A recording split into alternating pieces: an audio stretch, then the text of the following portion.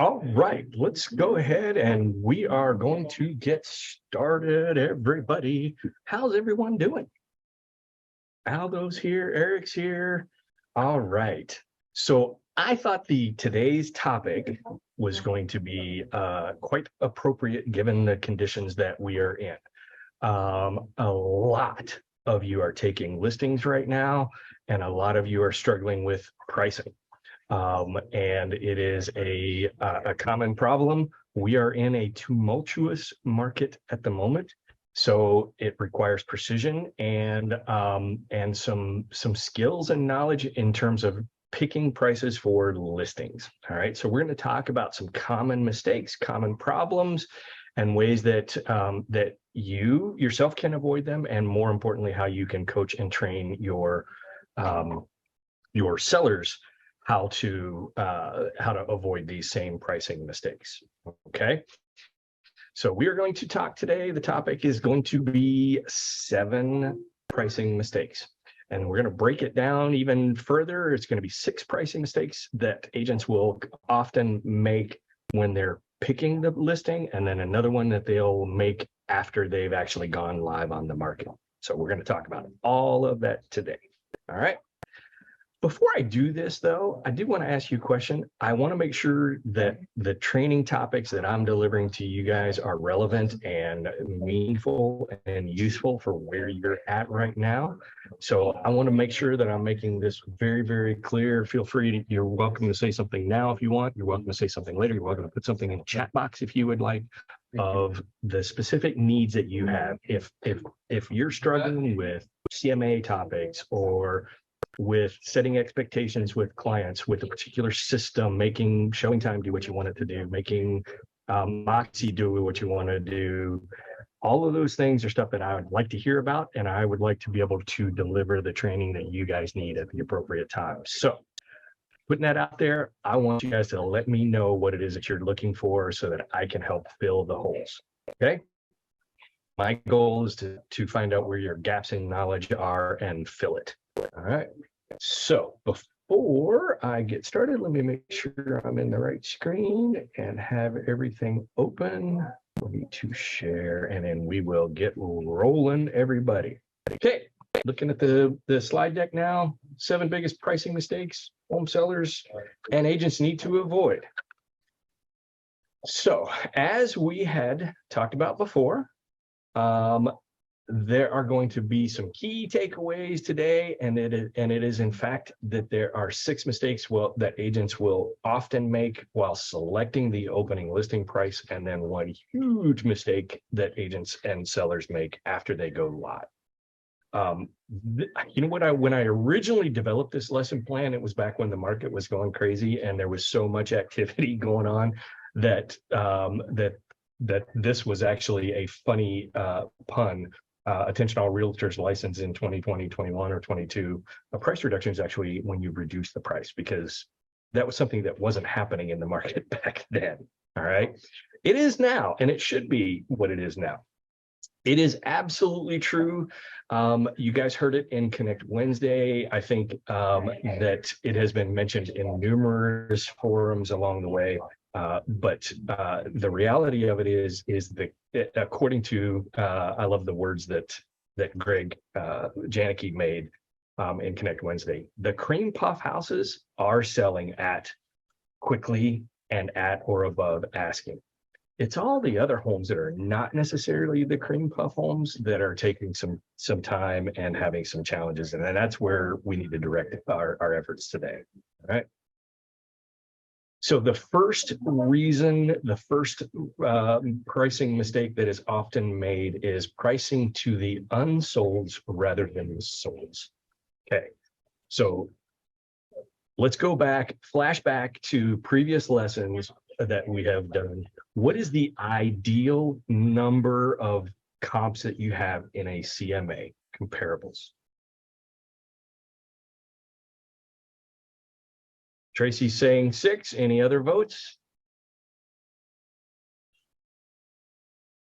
Good to go. 6 to 8. Letitia's saying 10. The ideal number, 6 to 8. Why 6 to 8? Okay. Anything less than 6 is probably not statistically significant enough for you to draw significant conclusions from. So if you only have 3 or 4 comparables, it's not large enough of a sample size to make it possible to see the full breadth of how comparable that home is. Okay, so and any more than 8 is pretty much going to go right over their head. It ends up being too much. The sample size is too big. So 6 to 8 is ideal. So of that breakdown, then, what do you want in terms of actives versus closed versus sold versus active under contract and withdrawals and listed? What do you guys think? If 6 to 8 is the total sample size, how many actives do you want on that list? 1, maybe 2, 3 at the most.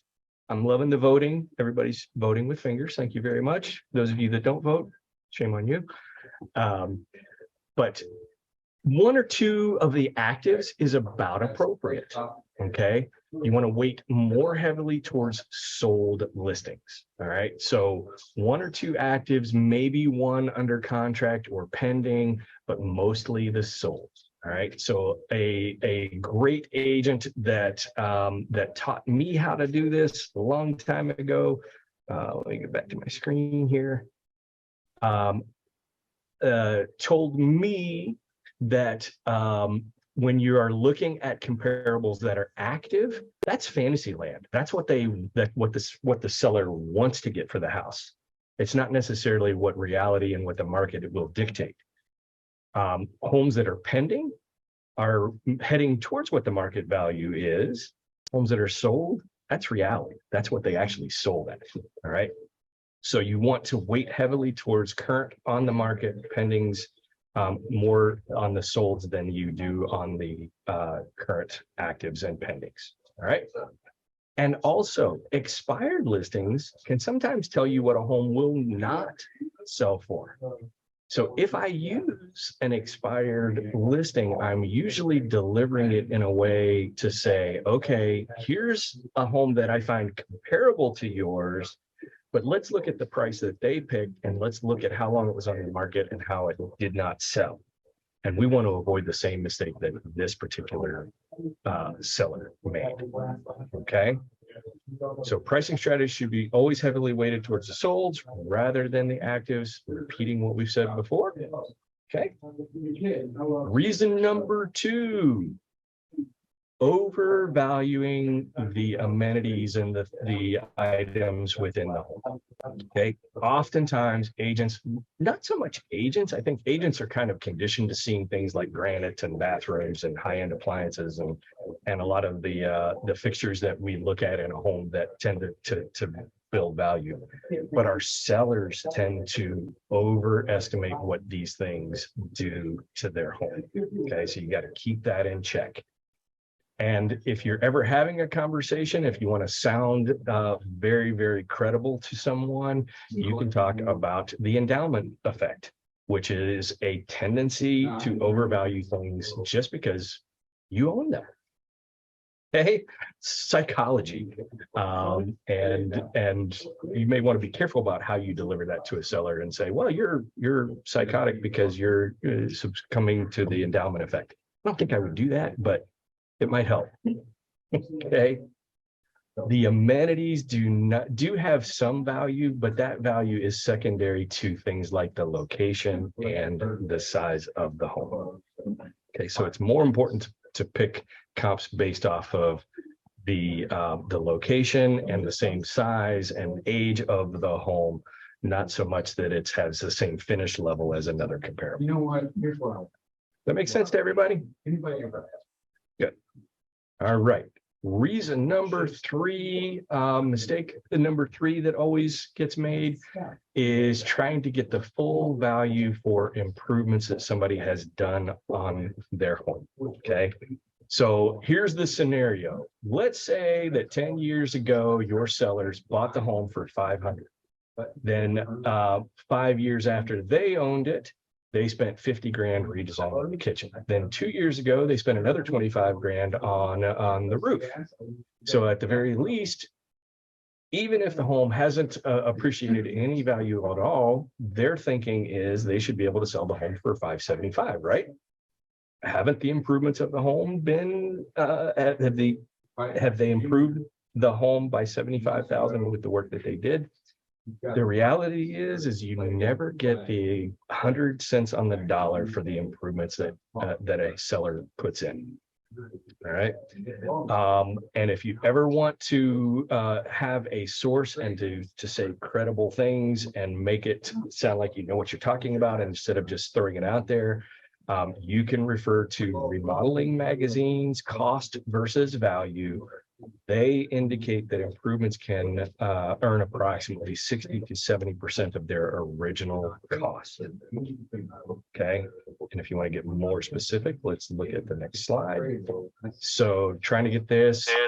We left off at trying to get the full value for your improvements. Remember, Remodeling Magazine, cost versus value. Right here is the resource if you ever want it. This is a great link. I would copy and paste this directly into a bookmark, and I would keep it on at your handy where you can actually look at things like the region, the actual improvement that somebody might be interested in doing. This is a great resource too if somebody says, well, if I'm going to spend 30 grand on a kitchen remodel, what can I reasonably expect to get out of the home? This is a great way to give you based off of the region, the city, and national averages what that value might be based off of the standards that Remodeling Magazine uses. Okay, is that helpful, folks? All right, the fourth mistake that is often made is pricing based on what the sellers need to get. All right. This is huge, folks. Pricing according to what they want. The reality of it is no one cares what you need to get on your home. It just simply doesn't come into play. It's important for you, but it's not important for the buyer. The buyer is going to buy based off of the market. And frankly, there's enough out there that they're going to pick their homes based off of what they got going on, not based off of what the pricing is. Okay. Buyers don't price in a vacuum. They're using comparables. They have agents, and those agents are telling them what the comparable homes are selling for and telling them what they should and should not do. Remember, those agents are also trying to keep them out of trouble with an appraisal, right? So they're trying to make sure that they don't overvalue the home and cause a problem later down the road when the buyer comes to get an appraiser. All right. And think about it this way. You can also talk to a seller and say, look, it works both ways. Sellers can get lowball offers. You don't care if you're not going to say something like, well, that's all the buyer really can pay. Don't expect a seller to go, well, that's what the buyer needs to make. It's a two-way street, folks. All right. You don't give a discount based on need, so don't expect a premium either based off of that. Does that make sense, everybody?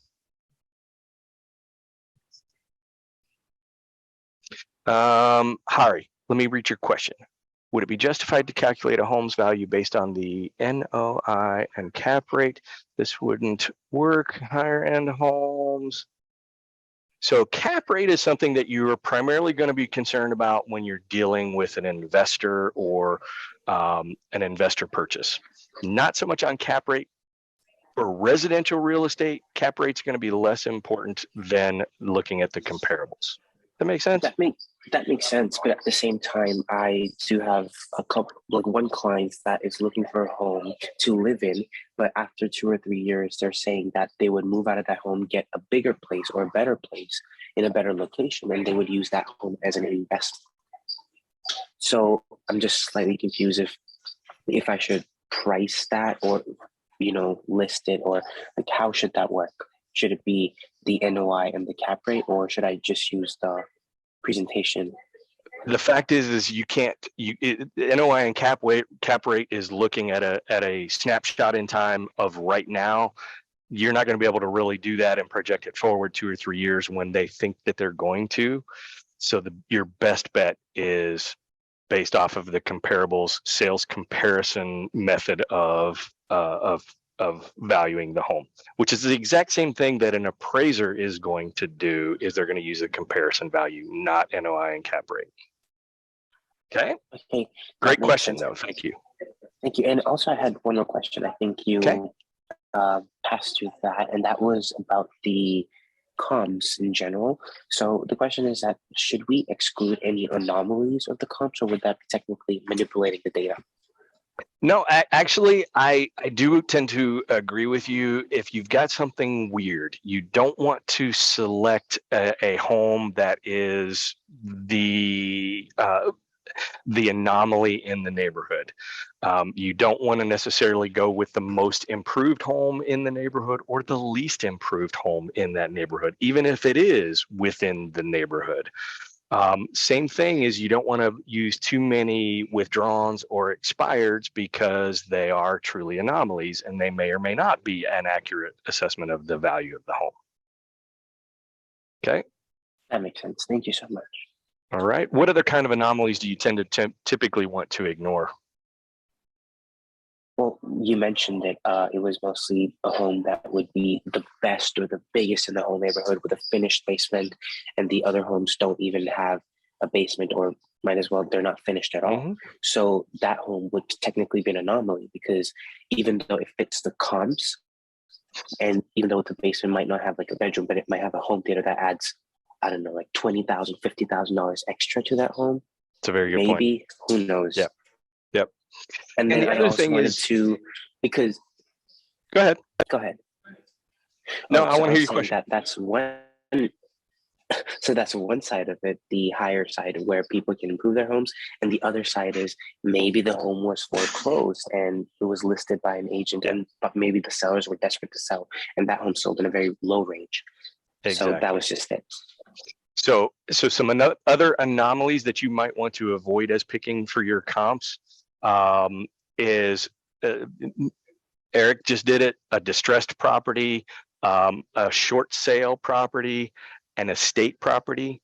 Estates are often undervalued simply because the family members don't want to have to deal with it. So they're just trying to liquidate everything fast. So estate properties can also be an anomaly that you want to avoid using in your pricing models. Okay. Thank you for those questions and interactions. Let's continue where we left off. All right.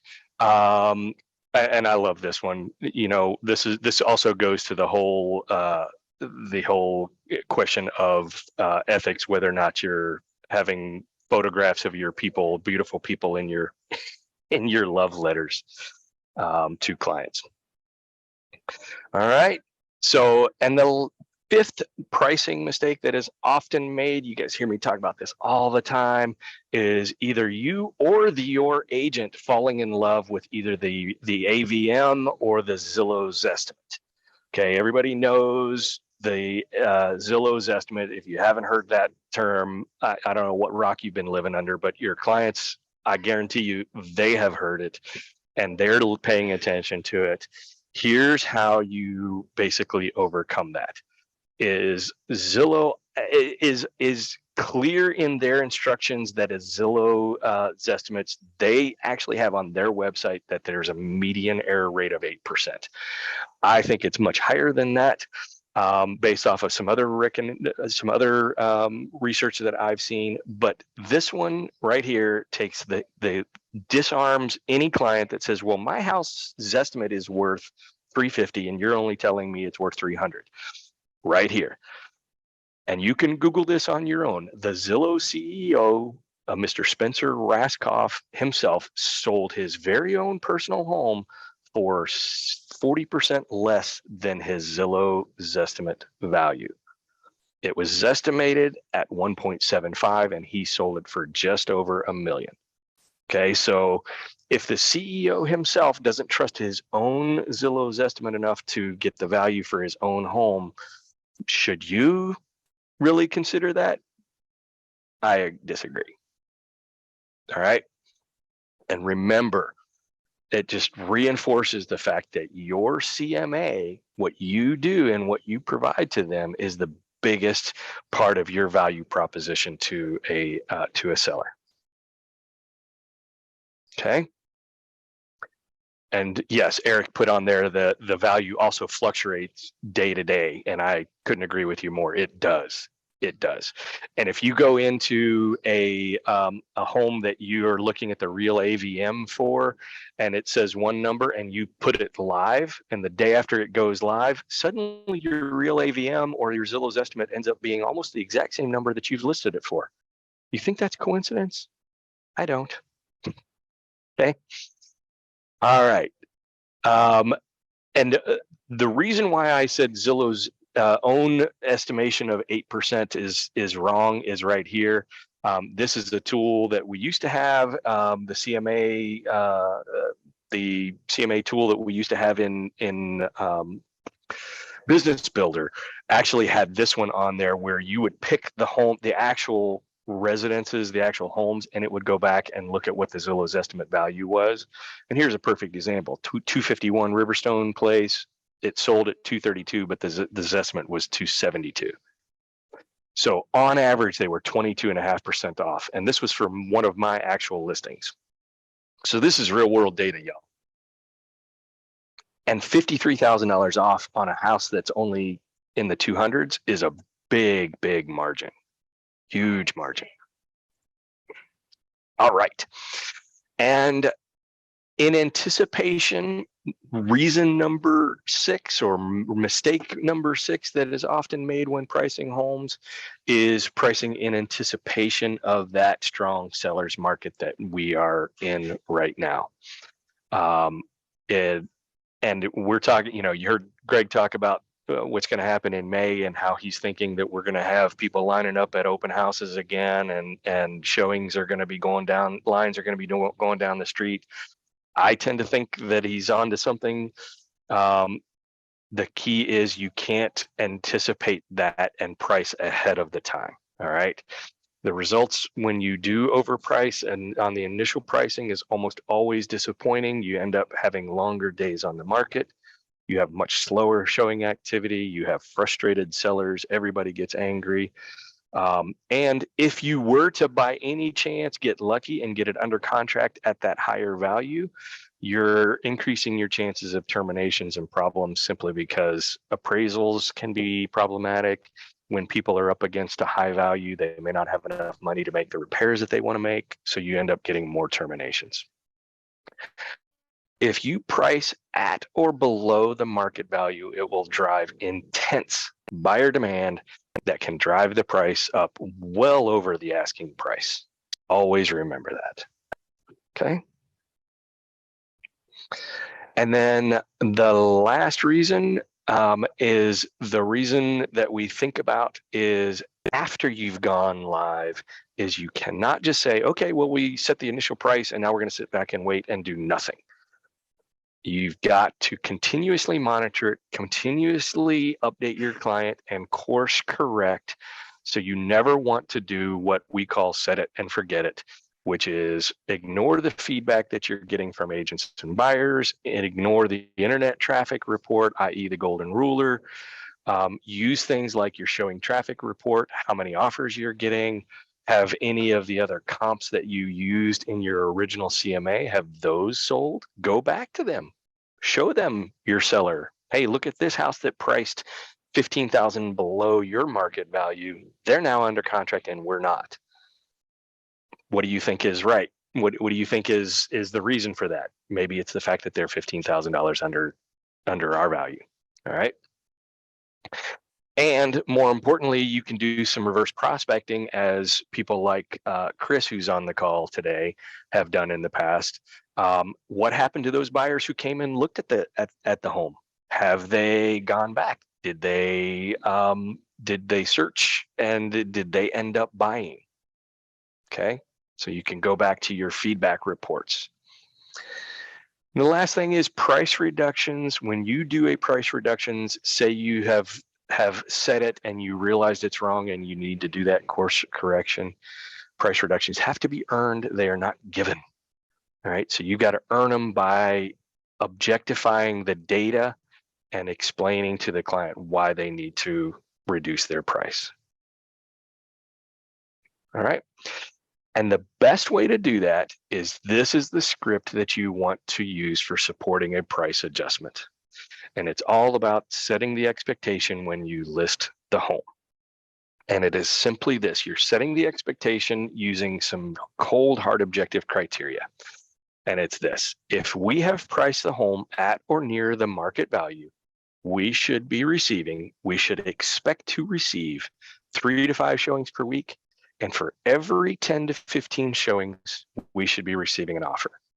Okay. If we are not meeting that criteria, then we have probably not hit the target market price. The market is communicating to us and is rejecting our price, and we need to make a course correction. We need to make an adjustment to the sales price. And this makes it, using 3 to 5 showings per week, and for every 10 to 15 showings you should receive that offer. That's very, very easy and very simple to quantify, y'all. It makes it so much simpler. Let me show you how you can quantify it. Trying to do something on the other screen. Hang on just a second. I'm going to move it over here. And I'm going to show you the easiest way to quantify that information. Y'all still looking at the screen right now? You can go to your listing setup, like for example, right here.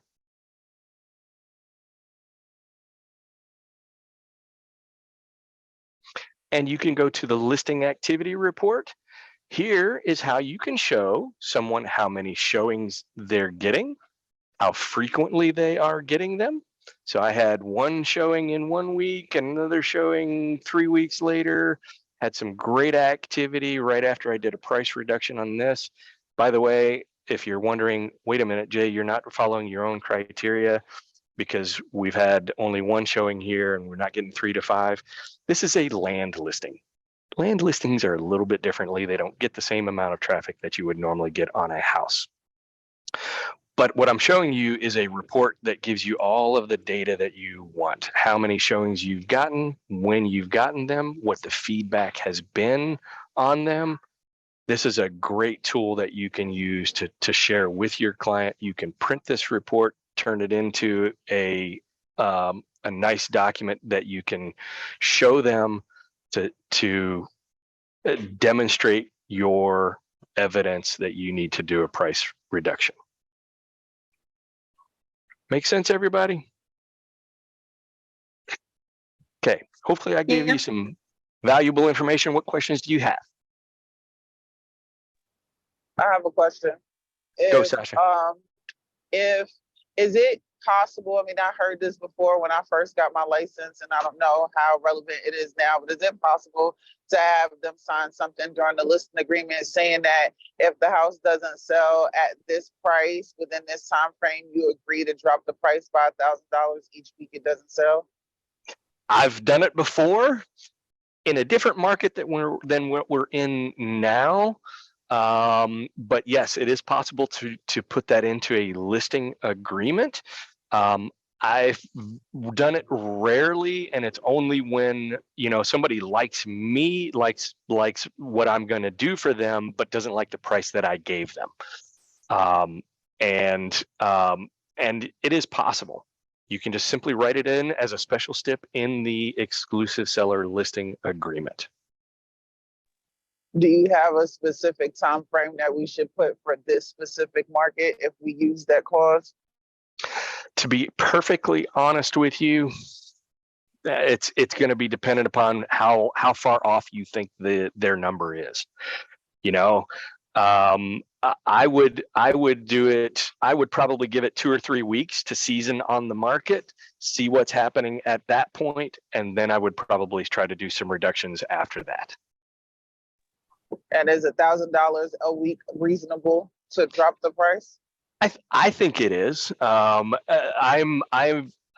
lot of agents are under the misguided perception, and there's a myth out there that if they reduce it by $100, that actually has the desired effect on the syndicated markets and the syndicated websites of increasing the visibility. The reality of it is that such a small amount, it doesn't really matter that much. But $1,000 is depending upon the sales price of the house, could be a more significant amount. It all depends on the sales price of the house and how quickly you want to get to the number that you think the house should sell for. Okay, thank you. Okay. Any other questions? All right, everybody. I had a question. Okay, go ahead, Harry. So Jay, when would you say, if you're listing a home and the home's been on the market, when would you say would be a good time, or when does the property go stale in the market? And when people start talking bad about it, people start talking about that, oh, this home is, we don't know if it's priced right, but then there might be something wrong with it because it's not selling. It's been in the market for 2 months, 3 months. So when do you know that starts to happen? The shortest answer I could give you is the criteria that we just talked about. When you're not getting 2 to 3 showings per week, and when you're getting 20, 30 showings, 50 showings and no offers, that is when the market is telling you. It's not so much a time frame. I can't tell you 2 weeks, 3 weeks. It's going to depend on the home. It's going to depend on the location. It's going to depend on the market. One other tool that you can use is the absorption analysis report to tell you how long things should be selling in that neighborhood. And I would compare that with your listing and say, okay, all the other comps that sold in this neighborhood sold within 3 weeks. We're now at 6 weeks. That's a pretty clear indicator, right? All right. And unfortunately, I don't have the time to show you the absorption analysis report, but I'm happy to do that some other time. All right. Sure. Yep. All right, everybody. Have a great day. Thank you so much, Jay. Bye now.